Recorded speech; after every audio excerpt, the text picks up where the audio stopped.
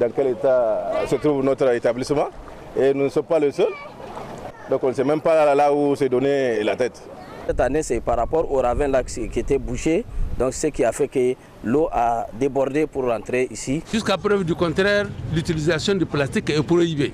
La loi qui a été prévue pour empêcher la production de plastique, il faut l'appliquer. Voilà les conséquences. Ça traîne, les plastiques traînent partout et viennent boucher les orifices d'écoulement des eaux dans la ville de Niamey. Voilà.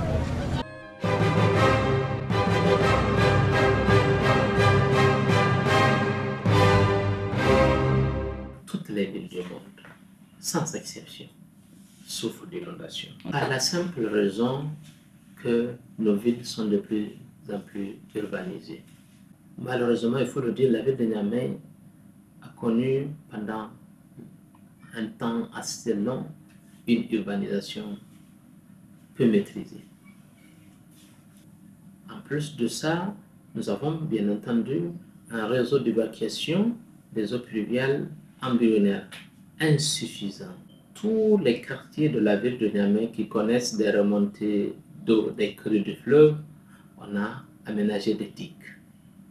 Dans le 5e et dans le 4e arrondissement, près de 12 km de réseau d'évacuation des eaux pluviales ont été aménagés. Depuis la saison des pluies passées, nous n'avons pas baissé les bras, nous avons passé chaque jour en train de curer les caniveaux. Je dirais même de reculer parce que souvent aussi les populations ont ce comportement-là, ce comportement qui consiste à mettre des ordures dans les caniveaux.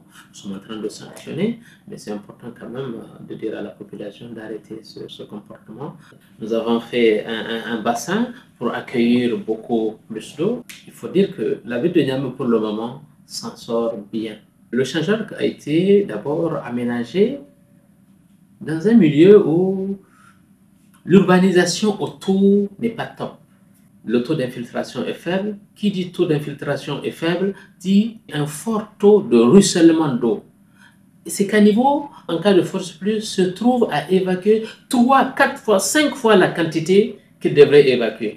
Et dans cette zone-là, en plus des eaux que l'échangeur devrait évacuer, se sont augmentées les eaux du quartier environnement. Et ces eaux du quartier sont venues avec de la boue, avec des déchets plastiques. Ça a obstrué les avaloirs et l'eau est passée sous les rangs.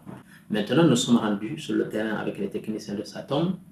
Nous avons pris des dispositions pour les accueillir dans la canalisation normale pour que ça ne puisse plus passer par les rampes de l'échangeur et que l'échangeur puisse fonctionner normalement.